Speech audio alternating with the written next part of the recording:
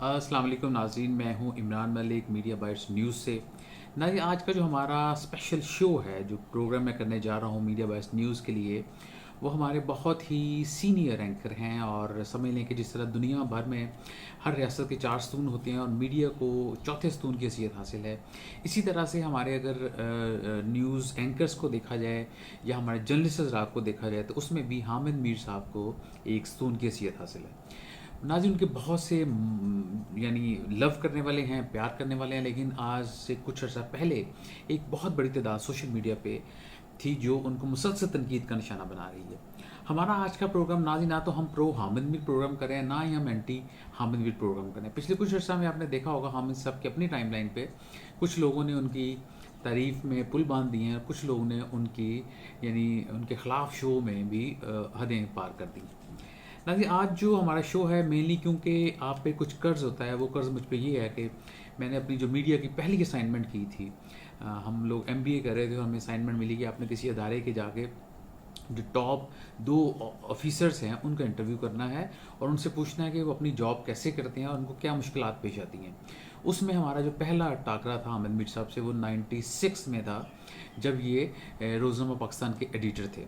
تو ہمارا وہ بہت اچھی ان سے گپ شپ ہوئی، اور ہمیں جو لرننگ کا جو پاتھ ملا اپنے پروفیشنل لائف میں، وہ حامد میر صاحب سے ملا۔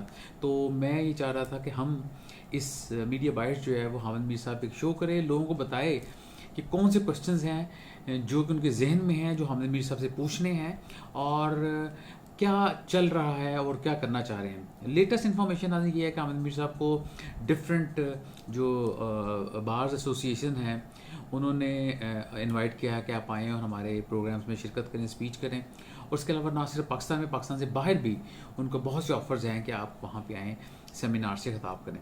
لیکن حامد میر صاحب نے کہا ہے کہ میں کسی بار ایسوسیشن کے اس طرح کے سیمینار پہ نہیں جاؤں گا، نہ ہی میں باہر جاؤں گا، کیونکہ میں بنیادی طور پر ایک صحافی ہوں، میں کوئی سیاستدان نہیں ہوں۔ ناظرین، ہمارے بہت سے دوست جو ہیں سوشل میڈیا پہ، ناظرین حامد میر صاحب کو کوئی میر جعفر قرار دے رہا ہے، کوئی ان کو غدار کہہ رہا ہے، کوئی ان کو کہہ رہا ہے کہ جی یہ پاکستان کے سب سے ورسٹ صحافی ہیں۔ تو یہ ایک طبقہ ہے جو پچھلے کچھ عرصہ میں پیدا ہوا ہے، جنہوں نے کچھ شاید حامد میر کی ڈیٹیلز نہیں پتہ کہ حامد میر نے اپنا کیریئر کا سٹارٹ کیسے کیا، اور اپنے پورے کیریئر میں ان کو کون کون سی مشکلات پیش آئیں، اور انہوں نے کون کون سی آبسٹیکلز جو ہیں ان کو عبور کیا۔ تو ہم چلتے ہیں سٹارٹ میں کہ حامد میر صاحب کی ڈیٹ آف برتھ ہے 23 جولائی 1966 کو پیدا ہوئے لاہور میں، اور پیرنٹس تھے ان کے وارث میر صاحب جو کہ خود بھی جنگ سے وابستہ تھے، صحافی تھے، اور والدہ تھے ان کی ممتاز میر۔ حامد میر صاحب نے جو کالج کی ایجوکیشن ہے وہ لی سائنس کالج سے، اس کے بعد وہ GC کالج میں چلے گئے، وہاں سے انہوں نے ماسٹرز کیا۔ حامد میر صاحب کی جو پہلی جاب تھی وہ جنگ میں تھی۔ جنگ میں جو پہلی جاب تھی وہ 1987 میں انہوں نے جنگ کو جوائن کیا۔ حامد میر صاحب جو ہیں وہ کالم بھی لکھتے رہے، قلم کمان کے نام سے ابھی بھی لکھتے ہیں، اور ان کا جو کیریئر سٹارٹ ہوا ٹی وی چینل پہ وہ کیپٹل ٹاک کے نام سے جیو سے سٹارٹ ہوا۔ حامد میر صاحب کے 2 بچے ہیں، ایک بیٹا ایک بیٹی ہے۔ ان کے بیٹے کی شادی ہوئی تھی، بہت ہی دھوم دھام سے ہوئی تھی، جو اس پہ بھی ناظرین سوشل میڈیا میں کافی کرٹیسائز ہوا کہ انہوں نے بہت بڑے بڑے گیسٹ کو بلایا ہے اور اتنے بڑے بڑے انعامات، وہ کیا کہتے ہیں ان کو سلامیاں ملی ہیں، اس طرح کی باتیں کی گئیں۔ لیکن حامد میر صاحب اتنے عرصے سے تھے، ان کو لوگ بہت زیادہ پیار کرنے والے تھے، وہ چاہے ہمارے عسکری ادارے سے تھے، وہ ہمارے عدلیہ سے تھے، وہ چاہے سیاستدان سے تھے، ہر پارٹی کے لوگ جو ہیں انہوں نے ان کے بیٹے کی شادی میں شرکت کی اور اس کو 4 چاند لگائے۔ یہ بھی کچھ لوگوں کو شاید ہضم نہیں ہوا۔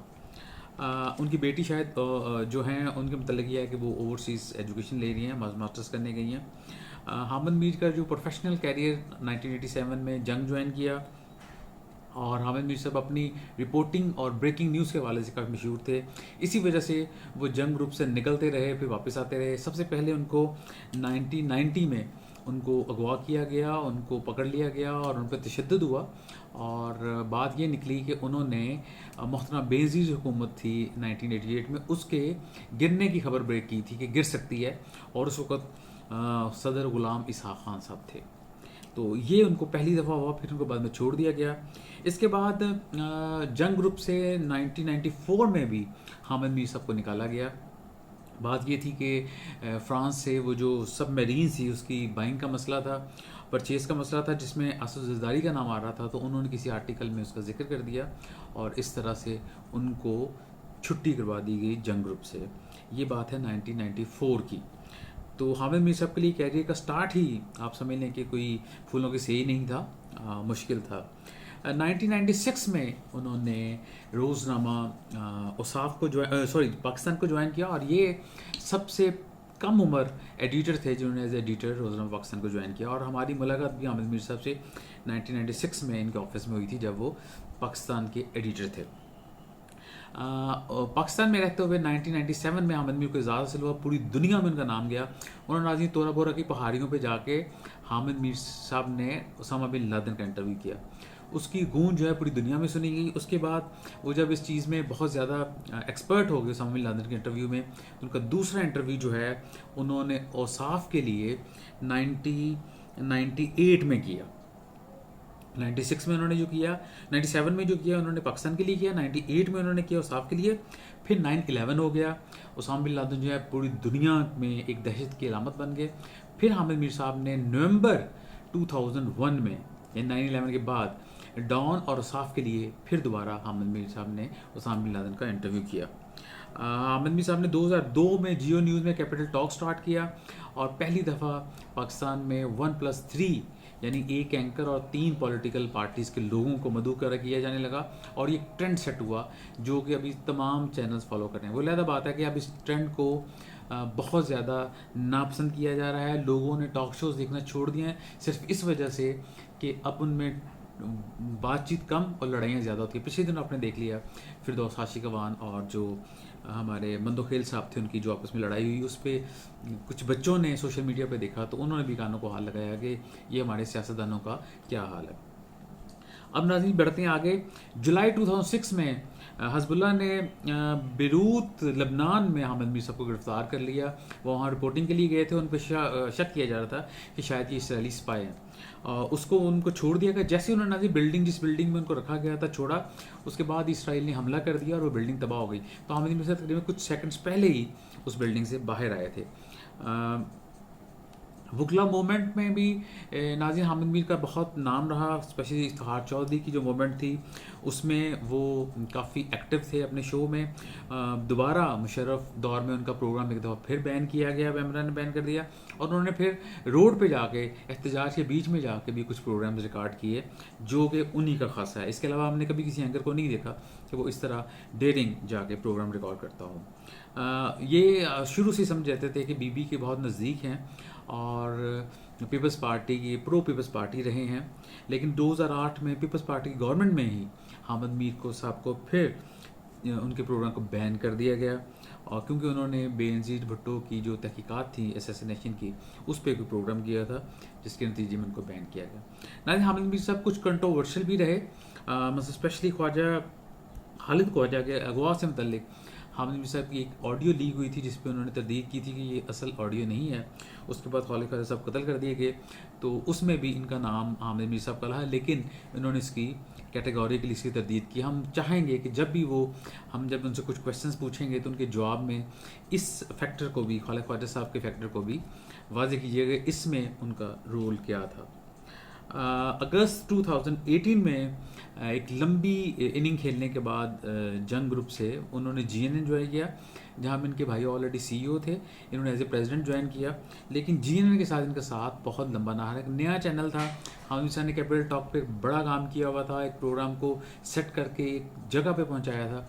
तो GNN के लिए एक नए चैनल की एक शो शुरू किया, लेकिन उसको वो पज़राई ना मिल सकी और हामिद मीर साहब को एहसास हुआ कि वो इतने अर्सा एक प्रोग्राम बनाने के बाद अब नए प्रोग्राम को कैसे पुल कर पाएंगे। तो उन्होंने एक अच्छा डिसीजन लिया और अक्टूबर उन्होंने 2018 को छोड़ दिया। अगस्त में ज्वाइन किया था और अक्टूबर में छोड़ दिया, तो बहुत छोटा उनका इनके साथ लिंक रहा। हामिद मीर साहब पे मुख्तलिफ अटैक्स की खबर आती रही। 2012 नवंबर में उनकी गाड़ी में बम फिट किया गया, जो उन्होंने बताया लोगों को, जी ये देखें मेरी गाड़ी में बम फिट किया गया है, उस पर अल्लाह ताला ने उनकी जान बचाई। फिर उनको 2012 में कराची में उनकी गाड़ी पे حملہ ہوا، اس کو 3 گولیاں لگیں اور اس میں اللہ میاں نے ان کی جان بچائی، وہ دوبارہ صحافت میں آئے. لیکن اس میں ان کا جو الزام تھا، ان کے بھائی کا الزام اور ان کا الزام جو تھا وہ پاکستان کے ریاستی اداروں پہ تھا. بعد میں اس کہا گیا کہ شاید کوئی مینگل گروپ انوالو تھا حامد میر صاحب کے اوپر اٹیک میں. اس کا بھی ہم اینڈ پہ جو کوشچن حامد میر صاحب سے کریں گے ان سے جواب لیں گے کہ آپ کی اس متعلق کیا، کیونکہ مختلف وائیں ہیں، مختلف لوگوں کے مختلف پوائنٹ آف ویوز ہیں، وہ بتا رہے ہیں. تو لیکن حامد میر صاحب کا اس میں کیا ہے وہ ہم پوچھنے کی کوشش کریں گے. حامد میر صاحب کا عمران خان سے سب سے اچھا لنک تھا جب وہ اپوزیشن میں تھے، تو ان کے ساتھ بہت اچھا تعلق رہا. لیکن جیسے ہی حکومت آئی اور حامد میر صاحب نے تھوڑی تنقید شروع کی، تو جو سوشل میڈیا کی ٹیم تھی پی ٹی آئی کی، اس نے حامد میر صاحب کو بہت کرٹیسائز کرنا شروع کیا. تو حامد میر صاحب سے ریئیکٹ میں اور پروگرام کرنے شروع کر دیے، جس پہ ایک ٹائم یہ آیا کہ حامد میر صاحب کے کو ٹویٹر پہ خان صاحب نے انفالو کر دیا. اس کا یہ نتیجہ ہوا کہ عمران خان پر جو تنقید کے سب سے بڑے اینکر تھے وہ حامد میر صاحب اوپر گیا ہے، اور تنقید بھی جاری تھی. ساتھ ساتھ حامد میر صاحب نے جو مولانا فضل الرحمان کی خان گورنمنٹ کے خلاف تحریک تھی، اس کا جو مین جلسہ تھا اس میں بھی اسٹیج پہ چڑھ گئے اور وہ ایز اے سیاستدانوں نے تقریر کی. وہ بھی ایک شاید پاکستان کے میڈیا سرکلز میں اس کو اچھے پیرائے میں نہیں دیکھا گیا، لیکن یہ ان کا ذاتی فیصلہ تھا، انہوں نے کیا. اور اس کے بعد پی ڈی ایم کے لیے ان کی جو اسپیشل خاص انہوں نے سپورٹ کیا، اس پہ بھی خان گورنمنٹ کافی ناراض تھی. ابھی اینڈ تک خان گورنمنٹ سے ان کے تعلقات بحال نہیں ہو سکے. گو کہ پی ٹی آئی کو ضرورت ہے جیو پہ رہنے کی، کیپٹل ٹاک میں رہنے کی، تو وہ حامد میر صاحب کے پروگرام میں شرکت کرتے رہے. لیکن حامد میر صاحب کے شو میں ابھی تک یہ نہیں ہوا کہ ان کی گرپ ویک ہوئی ہو، جس طرح کہ جاوید چودھری یا کامران شاہد ہیں، بہت ویک گرپ ہے ان کی شوز پہ، کہ ان کی شوز میں اکثر دیکھنے میں آتا ہے کوئی نہ کوئی کنٹروورسی جنم لیتی ہے اور پوری میڈیا انڈسٹری کو ایک برا نام دے کے جاتی ہے. افسوس یہ ہے کہ پاکستان کے جو میڈیا کے ادارے ہیں انہوں نے نہ تو جاوید چودھری صاحب کے ساتھ کچھ ایکشن لیا اور نہ ہی کامران شاہد کے خلاف. اینی وے ناظرین، آگے جاتے ہیں کہ حامد میر صاحب نے پھر مئی میں اسد طور جو ہیں ایک وی لاگر ہیں اور ساتھ ساتھ وہ کیا کہتے ہیں پروڈیوسر بھی ہیں. آج ٹی وی کے ایک پروگرام کرتے تھے آسما شرازی کا، پھر وہ مس شمسی تھی ان کا شو کرتے تھے.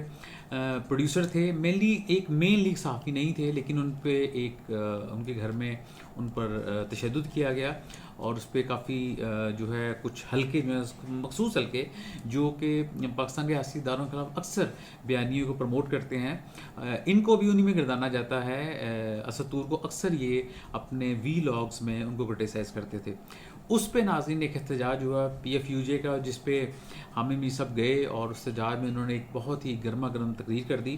اس تقریر میں انہوں نے نشانہ بنایا پاکستان کے ریاستی اداروں کو اور کچھ یو کین سے کہ بلو دا بیلٹ باتیں کی گئیں، جو کہ میں سمجھتا ہوں کہ وہ حامد میر صاحب کا جو ایک ان کی شخصیت ہے اس کے ساتھ میچ نہیں کرتی تھی. جو ان کا ایک بڑا مقام ہے صحافت میں، اس کے ساتھ وہ اسپیچ بالکل بھی میچ نہیں کرتی تھی.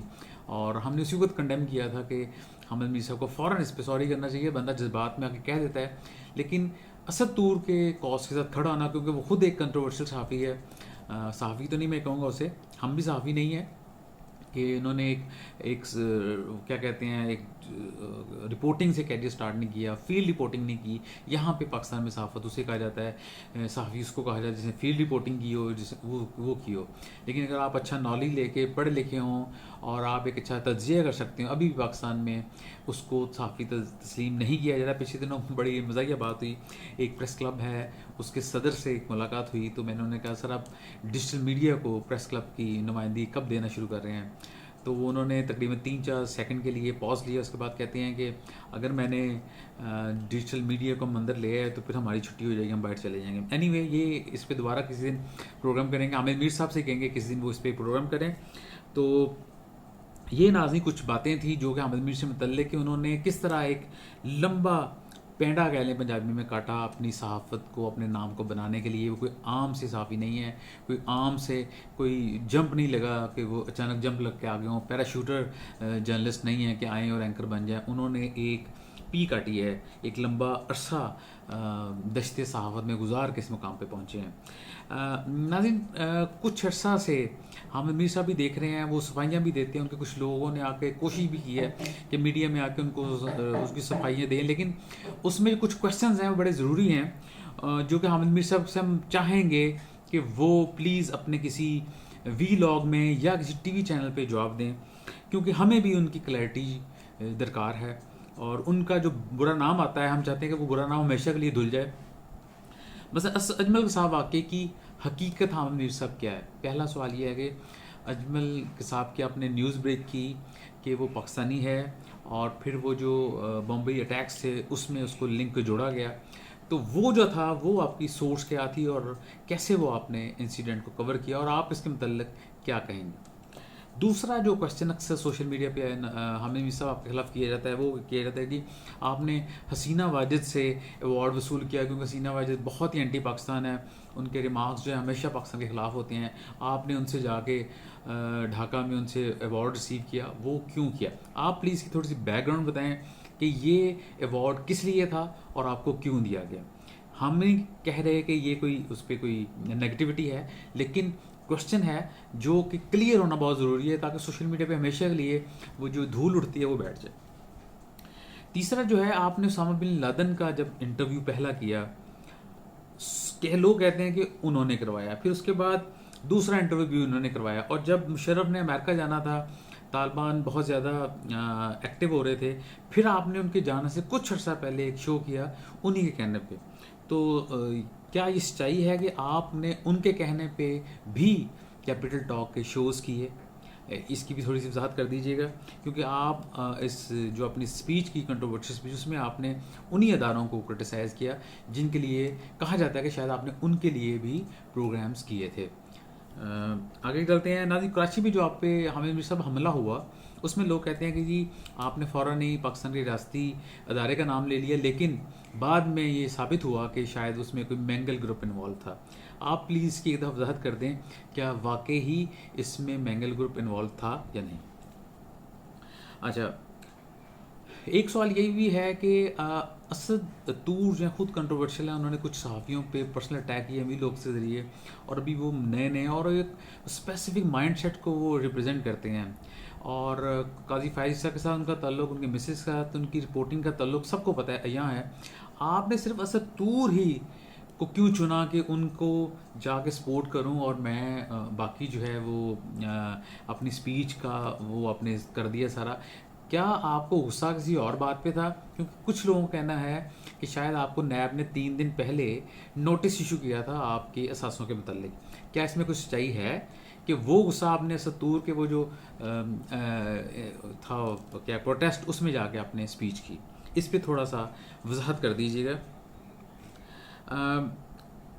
کہا یہ جاتا ہے کہ جب بھی آپ کو مشکل آتی ہے یا آپ پہ کوئی برا وقت آتا ہے، یہ سوشل میڈیا سے پک کی ہوئی باتیں ہیں، تو انڈین میڈیا آپ کو ریسکیو کے لیے آتا ہے۔